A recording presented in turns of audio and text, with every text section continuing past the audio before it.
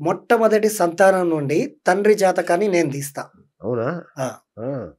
నేను అందుకే మీకు ప్రీవియస్ మన పోడ్‌కాస్ట్‌లో చెప్పా. అవును. ఇన్ని వేదాలు అంటే ఇన్ని జ్యోతిష్యాలు ఎందుకు నేర్చుకోవాల్సొస్తదని. కరెక్ట్.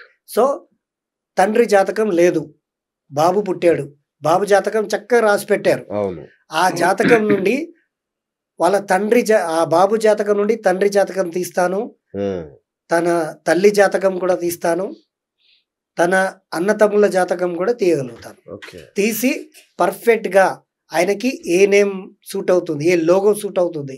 దాన్ని బట్టి సింహం లాంటి లోగో వచ్చిందనుకోండి, ఆ రాజులాగా బతకండి. ఆ! నెమలిలాగా వచ్చిందనుకోండి, ఆ నెమలిని చూసి ఎంత ఆనందపడి బతికాడో రాజుగారు, అలా ఆ! బతకండి.